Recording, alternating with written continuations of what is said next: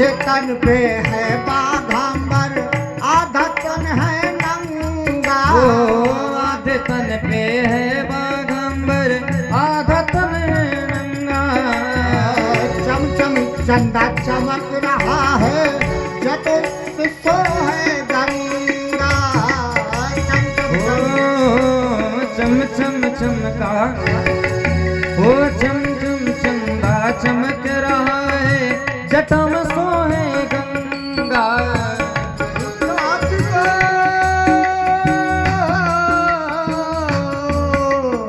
भूतनाथ को नजर न लागे, भूतनाथ को नजर न लागे, भूतनी की बलंगा। चलो देवी आवे पार्वती के सैया, चलो देख आवे पार्वती के सैया। हो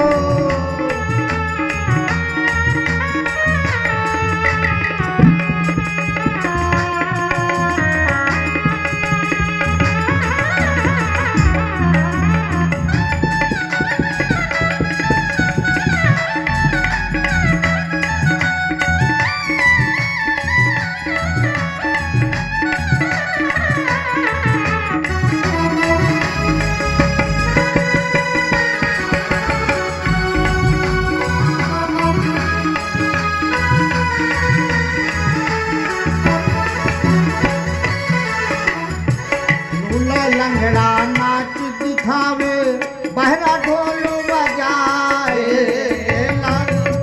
गाल बजावे, ढोल गाल बजावे। लूला लंगड़ा नाच दिखावे, बहरा ढोल बजाए। लूला लंगड़ा नाच दिखावे, बहरा गाल बजावे। गूंगा गाए पंचम स्वर में, अंधा राह दिखाए। गूंगा गाए पंचम स्वर में, अंधा राह दिखाए। कैसी अद्भुत लीला है। लूले लंगड़े नाच रहे हैं, जिसको कुछ सुनाई नहीं दे रहा वो ढोल बजा रहा है। क्या गा रहे हैं? वो महाराज बजा रहे हैं। जिसकी आवाज नहीं वो गा रहे हैं। अंधा जिसको दिखता नहीं वो राह बता रहा है। ओ लूला लंगड़ा नाच दिखावे, पहरा ढोल बजाए। लूला लंगड़ा नाच दिखावे, बहरा ढोल बजाए। गूंगा गाए पंचम स्वर में, अंधा राह दिखाए। गूंगा गाए पंचम स्वर में, अंधा राह दिखाए। डम डम डमरू बाज रहा है, डम डम डमरू बाज रहा है। बाजे लोग लुगैया, चलो देख आवे पार्वती के सैया। चलो देख आवे पार्वती के सैया।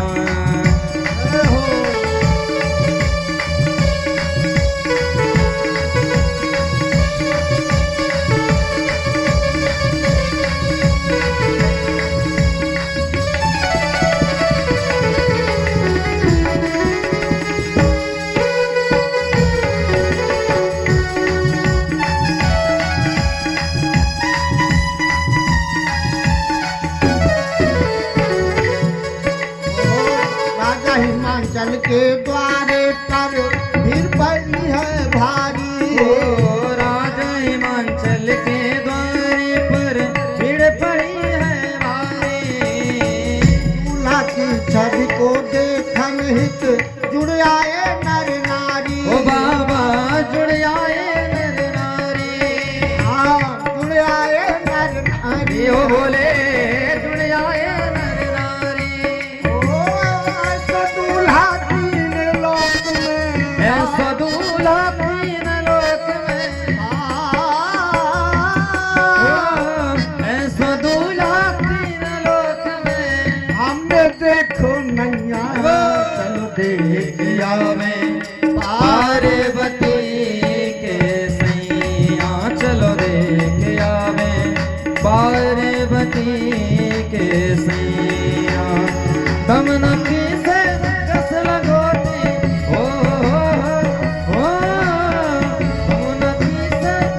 असल रोटी करिया की कर धनिया चलो देख आवे पार्वती के सैया चलो देख आवे पार्वती के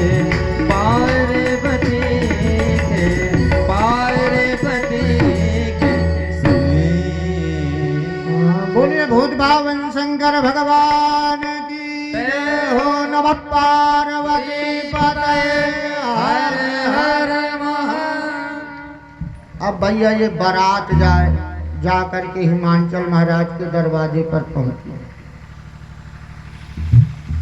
अब वहां पर जो देखने के लिए बच्चे लोग आए थे, दूल्हा महाराज को देख करके महाराज जी बचा करके भगे, हाय दैया रे दैया करते हुए घर किसी तरह पहुंचे। अब सभी लोग जनवासे में एकत्रित होते हैं, कहते हैं भैया व्यवस्था की जाए, सभी को जलपान इत्यादि की व्यवस्था। तो अब कैसे सभी की व्यवस्था कैसे किया जाए। आज महाराज देव समाज की अलग व्यवस्था हो गई, अब भूत प्रेत की समाज की कैसे व्यवस्था बने।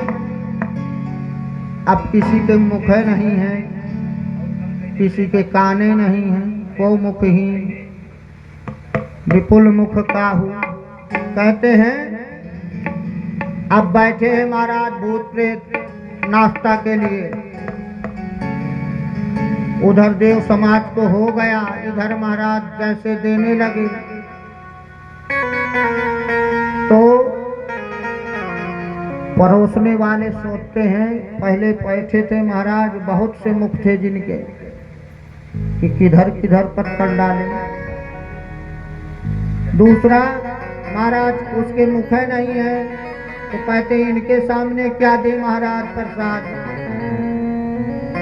आगे जैसे बढ़े वैसे ही आवाज लगाते हैं हम इधर हैं। अब महाराज इधर हो तो मुख नहीं है तो कैसे पाएंगे। भैया जो परोसने वाले हैं कहते हैं भैया ये तो बड़ी समाज कैसे व्यवस्था बने, महाराज आप ही व्यवस्था करो। डर रहे हैं, क्या करते हैं, अरे कहते धीरज रखो। भोले बाबा कहते वो ऐसे वैसे भूत प्रेत नहीं है, फालतू नहीं है महाराज, हमारे गण हैं, पालतू हैं, आपको कुछ नहीं होगा। वो डरते हैं, दूर से डालते हैं। चलो भैया इधर व्यवस्था, उधर जैसे कैसे इधर का स्वागत हुआ। अब भैया बारात दरवाजे पर पहुंचती है। जब दरवाजे पर बारात पहुंचती है तो कैसे पहुंचती है। अब उधर सब इंतजार में है, मैना मैया आरती की थाली लिए हुए खड़ी है। तो पहले देवताओं के राजा इंद्र जी महाराज पहुंचे, मुकुट लगाए सिंहासन में। शंकर जी पीछे हैं, आगे आगे बाराती जा रहे हैं, पीछे से महाराज शंकर जी। जैसे इंद्र जी को देखा तो मैना महारानी ने समझा यही दामाद है, इतने सजे मुकुट लगाए, इतने अच्छे। तो जैसे ही आरती उतारने के लिए तैयार हुई, नारद जी ने कहा ये तो उनका चेला या उनका मंत्री मानो, कुछ मानो, इनसे अभी बहुत बड़े हैं, ये नहीं कुछ। मैना महारानी कहती बताओ, या जो इनका मित्र है कह रहे हैं शंकर जी का, तो इतना सजा है। और भैया ब्रह्मा जी आए, उनको भी देख करके मैना महारानी ने सोचा, जब कहते हैं विष्णु भगवान स्वयं पहुँचे तब तो मैना महारानी की हो ही गया कि अब यही है। तो वो आरती ही उतारने वाली थी मैना महारानी, नारद जी ने हाथ पकड़ लिया, नहीं माता जी ये दूल्हे के मित्र हैं, दूल्हा नहीं है। तो मैना महारानी कहती, अरे बड़े भाग्य नारद जी तुम्हारे, जो आपने बिटिया के लिए ऐसा दूल्हा बताया कि जिनके मित्र इतने इतने बड़े हैं, इतने इतने अक्षय हैं, तो वो कैसे न होंगे। आज नारद जी कह रहे हैं, मन में सोच रहे हैं नारद जी कि यही भाव तुम्हारा मैया बना रहे तो ठीक। यही जो अभी आप कह रही हो कि आपने अच्छा विवाह कराया, जिसके मंत्री कुबेर हैं, कुबेर जी भी साधारण है, धन के मालिक हैं। जब कुबेर जी पहुँचे, इंद्र जी पहुँचे, ब्रह्मा पहुँचे, विष्णु जी मित्र, नारद जी बता रहे हैं कि ये विष्णु जी मित्र हैं। तब नारद जी से सराहना कर रही मैना महारानी प्रसन्नता से कि अरे आपने बहुत अच्छा वर बताया था हमें। नारद जी सोचते हैं, अभी तो मैया सब ठीक था, अभी तक।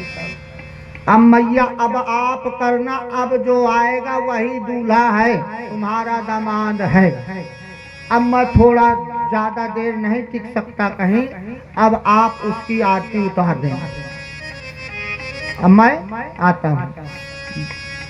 भाई नारद जी समझ रहे हैं कि उधर पहले बाद में होगी, पहले हम ही से चालू मैया हो जाएगी।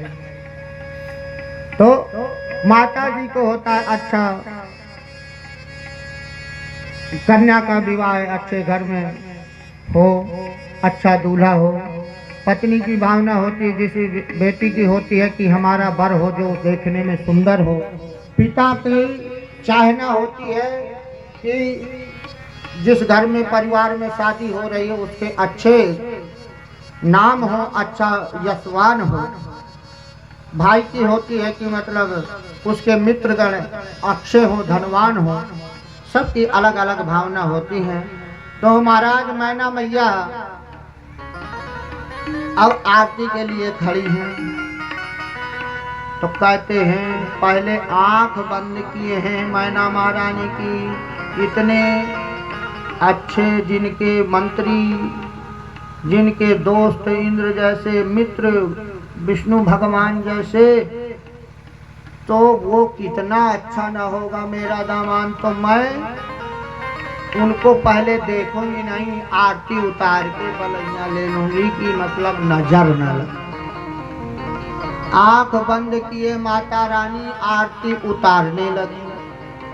और जैसे आरती उतारा, उधर है भोले बाबा के गले में सर्प, कहते हैं सांप के सामने दीपक। जैसे वो दीपक आया है उनके पास, तो लगा महाराज को कि क्या हो हमारे ऊपर मारी फुफकार। तो थाली गिरी धड़ाम, तो जब गिरी धड़ाम तो मैना महारानी ने आंख खोला। अरे दैया रे दैया, ये भूत प्रेत कहाँ से सब आ गए, कौन है? आँख खोली। अब महाराज चालू हो गई मैना महारानी। अब क्या करें? फिर नारद जी आते हैं। अरे जो विधि का लिखा होता है माँ, वैसा ही होता है। आप ये ना समझे कि भोले बाबा सर्वसमर्थमान है, वो अंतर्यामी है, परमात्मा है। आप उनके वेश को देख करके ये ना सोचिए।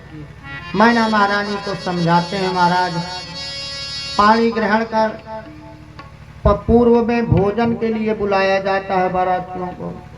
भावर में टीका हुआ, दरवाजे में टीका, भंवर के बाद कहते हैं भैया आप भोजन की व्यवस्था है, भोजन कर लीजिए, फिर भावर कार्यक्रम पानी ग्रहण संस्कार होगा। अब भोले बाबा सोचते हैं कि एक बार भूत प्रेतों ने बिगाड़ा है, अब दोबारा से इनको भेजूंगा तो बिगड़ेगा ही बिगड़ेगा। तो वो भोले बाबा सोचते हैं कौन जाए उस बवाल में पड़ने, जो हो गया यहीं जनवासे में हो गए। हिमांचल जी से कहते हैं महाराज अब किसी को खाने की इच्छा नहीं है, बाराती जो जाते हैं भैया खाने के लिए, सब अलग अलग के सब रुचि रखने वाले। तो इधर महाराज शंकर जी कह रहे हैं हमारे किसी की इच्छा नहीं, भोजन हमने पर्याप्त वहाँ हमें हो गया है। बोले बाबा डर रहे कि फिर जाएंगे, यहीं त्राही त्राही मची थी कि कैसे दिया जाए कैसे दिया जाए, फिर वहाँ जाएंगे तो कोई डुबकी लगाएगा, कोई कुछ करेगा, उछाल मारेगा, तो इसी अपना अपने पास रहेंगे तो कंट्रोल में रहेंगे। तो भोले बाबा कहते किसी को भूख नहीं है भैया। तो कहते हैं ले महाराज इतनी मैंने व्यवस्था किया, आपने ही कहा था कि आप आना, इतनी व्यवस्था करना, हम आ गए आपको लेने के लिए उतनी व्यवस्था करके। कितनी व्यवस्था है? अरे का इतनी व्यवस्था कि आपके बारातियों से 2 गुना और बारात आ जाती तो भोजन प्रसाद। अन्नपूर्णा जी के पिताजी हैं, माता जी पार्वती मैया के, हिमांचल जी, साधारण नहीं। भोले बाबा कहते हैं हमें तो किसी को भूख नहीं। और जो ये बालक खेल रहे हैं इनसे आप पूछ लो, अगर ये चलेगा तो शंकर जी के बारात में शनिदेव महाराज बालक जैसे ही शनिदेव महाराज को देखा तो शंकर जी ने बुलाया, आओ बालक। कहते क्या है महाराज? कहते जाओ भोजन कराओ, बुलवाने आए भोजन के लिए। कहते महाराज भूख तो लगी नहीं, आप कहें तो मैं जा सकता हूँ, आपकी आज्ञा टाल नहीं सकता। आप कहें तो मैं जा करके जितनी इच्छा है थोड़ा बहुत पा सकता। अच्छा तो जा करके शनिदेव महाराज को कहते हैं ले भोले बाबा हिमांचल जी इसको प्रसाद पवा देना, हम सब लोग प्रसन्न हो जाएंगे। कहते अच्छा। अब हिमांचल जी सोच रहे मने मन कि बताओ भोजन प्रसादी इतनी लोगों की है, ये बालक जा रहा है, क्या खाएगा क्या करेगा, सब बर्बाद जाएगा। शनिदेव महाराज भी मन में कह रहे हैं कि चलो हम वहाँ पहुँच कर बताएंगे क्या करेंगे। शनि महाराज हिमांचल जी के पास पहुँच लिवा करके हिमांचल जी बैठा दिए। बैठाने के बाद कहते हैं इनकी व्यवस्था करो, खिलाओ। खिला रहे हैं महाराज। जो कहे हिमांचल जी कहते जो इतना भंडारा है प्रेम से पवा दो, जो पाए महाराज। अब शनि महाराज बैठ गए, भोले बाबा की आज्ञा थी, उनको खेल दिखाना था। अब शनि महाराज के सामने आ रही हैं, भंडारा आ रहा है, सभी लोग ला ला के परेशान हैं। वो अपना गोविंदाय नमो नमः गोविंदा पाए चले जा रहे हैं, पाए चले जा रहे हैं। अब शनि देव महाराज जी ने इतना पाया कि जब कुछ नहीं बचा भंडारे का माल, तब कहते हैं दौड़ते दौड़ते गई हिमांचल जी के पास कि वो बालक तो अंधेर कर दिया, वो पूरा जितने लोगों का हजारों का भोजन अकेले खा गया। तो कहते हैं क्या करें? तो कहते हैं हिमांचल जी कहते हैं उसको तृप्त करना, सब काटो, सब काट पीट के पुनः चलने दो, इधर सभी भोजन उसे पर्याप्त कराओ। तो कहते हैं शनि महाराज कहते हैं कि क्यों रुक रहे हैं महाराज? तो कह रहे हैं थोड़ा आ रही है सभी सामग्री। तो कहते आ नहीं रही, मुझसे तो सब चलता है, कच्चा पक्का जो भी हो, आप जैसे है लेते आइए। आज त्राही त्राही मचा दिया शनिदेव महाराज जी भोजन में। तब महाराज हिमांचल जी सोच में पड़ गए कि बताओ एक बालक को नहीं खिलाए पा रहे हैं, पूरे बाराती खाते तो क्या दशा होती है। ये भी कह रहा था बालक की भूख नहीं लगी। तभी जाकर के अन्नपूर्णा स्वरूप माँ पार्वती मैया के पास जाते हैं और कहते हैं आप ही रक्षा कर सकती हैं। अन्नपूर्णे सदा पूर्णे शंकर प्राण वल्लभे ज्ञान वैराग्य सिद्ध सिद्ध्यर्थं भिक्षां देहि च पार्वती माता च पार्वती देवी पिता देवो महेश्वरः बान्धवः शिवभक्ताश्च स्वदेशो भुवनत्रयम्।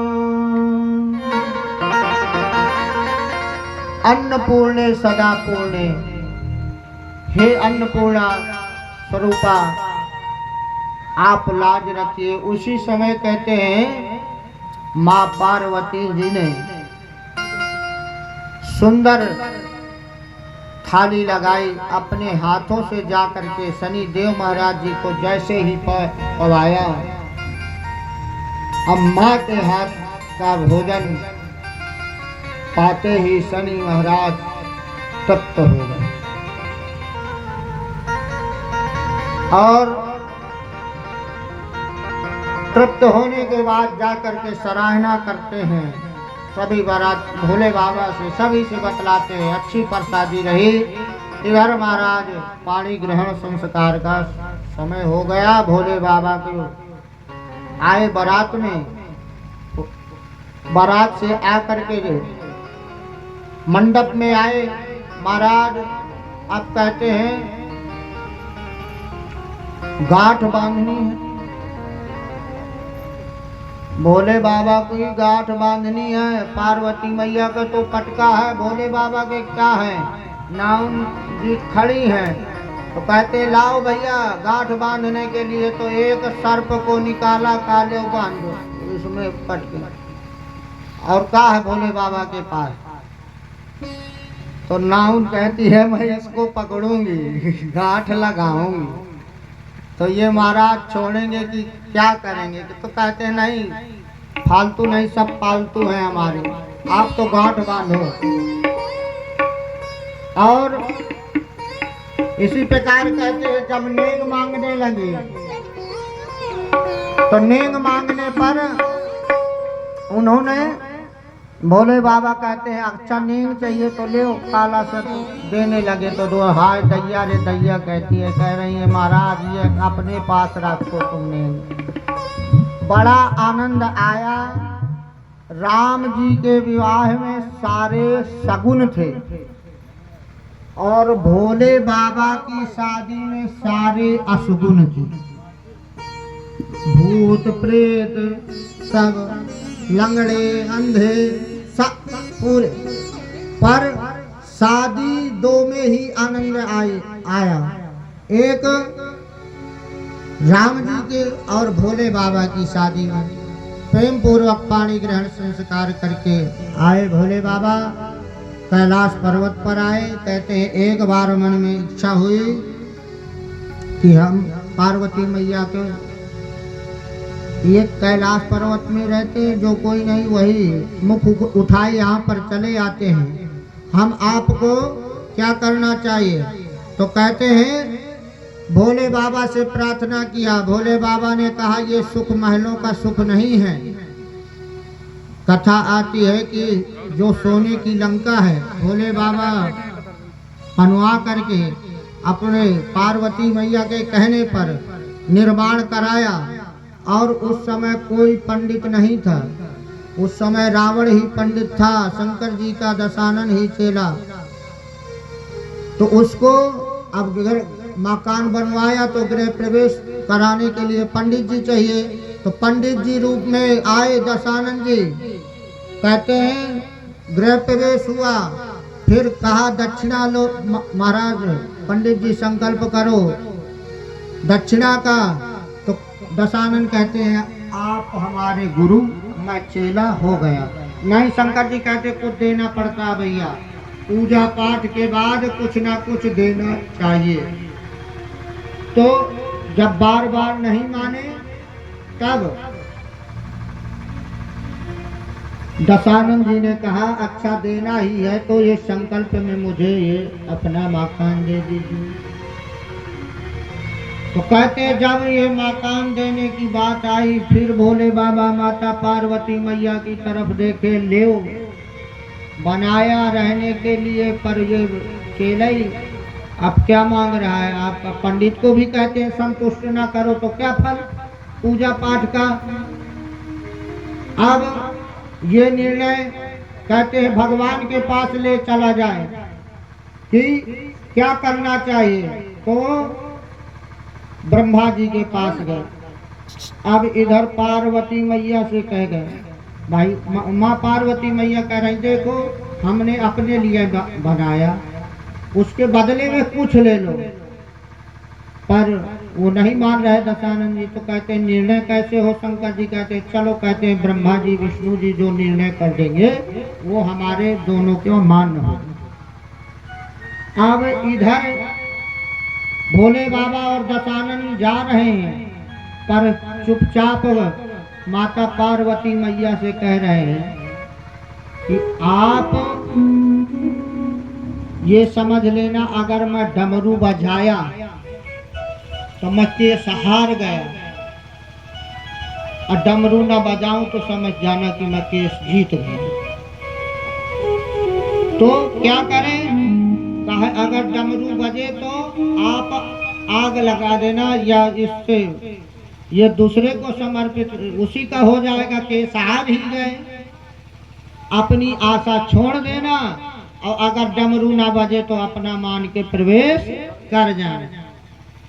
अब जब ये बात रखी गई ब्रह्मा जी विष्णु जी के पास, तब कहते हैं ब्रह्मा जी विष्णु जी ने कहा भैया आपने पूजा कराई है, आपको दक्षिणा मिलनी चाहिए।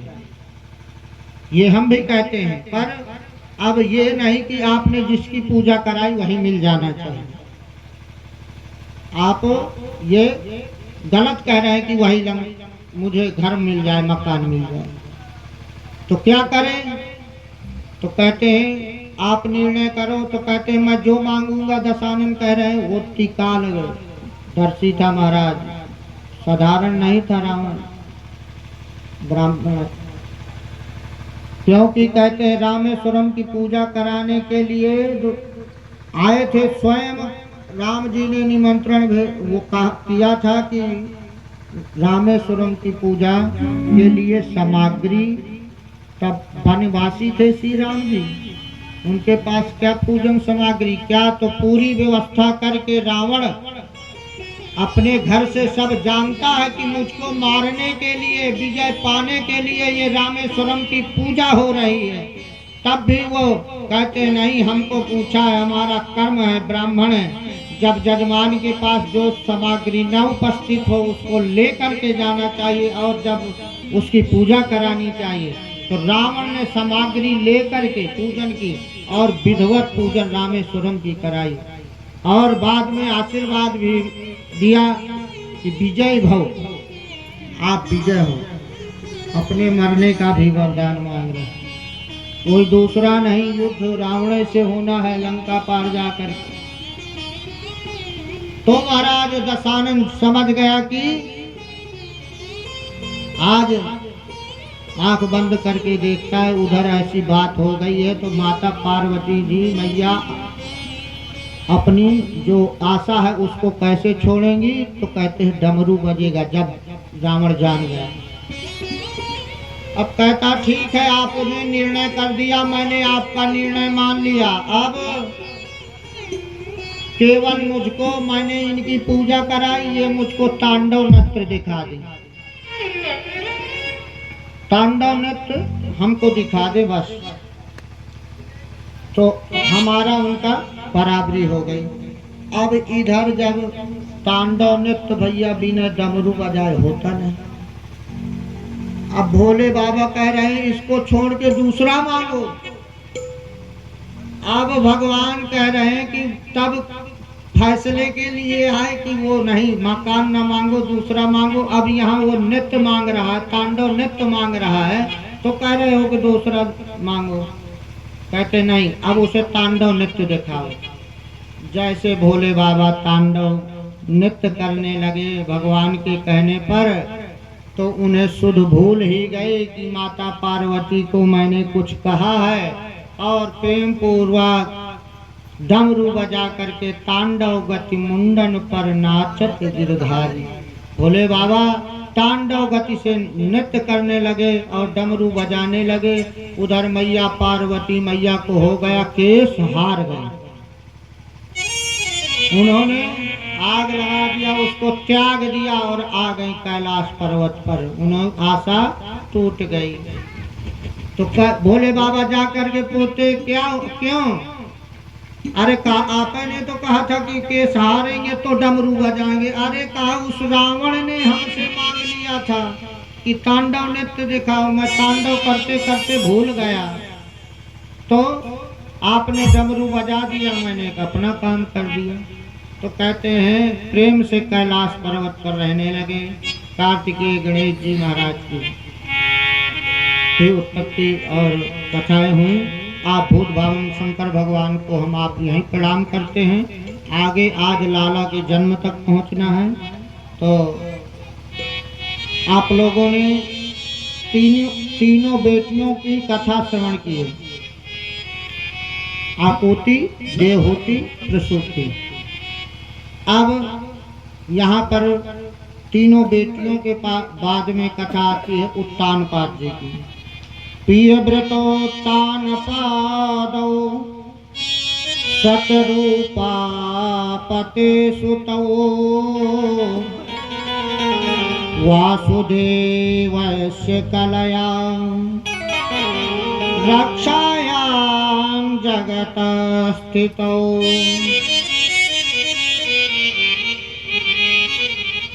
दो पुत्र हैं मनु महाराज के। हम आप सभी मनु महाराज की संतान हैं, इसलिए मनुष्य कहे जाते हैं। मनु महाराज की 3 बेटियों की कथा आपने आकुति, देवहूति, प्रसूति मैया की कथा श्रवण किया। अब उत्तानपाद जी की कथा बतलाते हैं।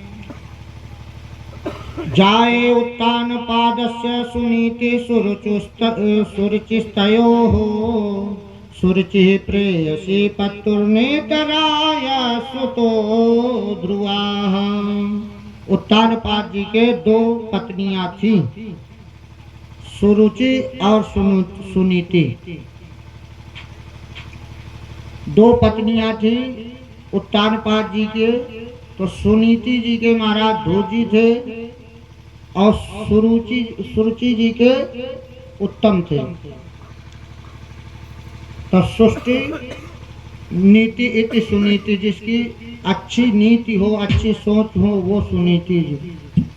और स्वरुचि रखने वाली होती है सुरुचि जी, जो अपनी मनमानी करे, अपनी रुचि में रहे, वो है सुरुचि। और जो सुष्टु नीति इति सुनीति, जो शास्त्र की नीति हो और शास्त्र सम्मत हो, उस नीति से चले, वो है सुनीति जी। अब दोनों हैं महाराज। एक दिन क्या होता है, एकदा सुर के पुत्र मंक मारो पलालयन उत्तमं नारुरुक्षन्तं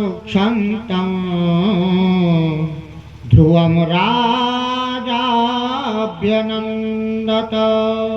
एकदा सुर के पुत्र, एक बार की बात है, सुनीति जी का पुत्र ध्रुव जी महाराज खेलते खेलते जाते हैं। उत्तानपाद जी गद्दी में बैठे हुए हैं। पिता की गोद समझ करके ध्रुव जी जा करके पिताजी की गोद में बैठ जाते हैं। उधर से सुरुचि मैया देखती है, तुरंत आती हैं और फटकार के कहती हैं, इस गोद के अधिकारी तुम नहीं,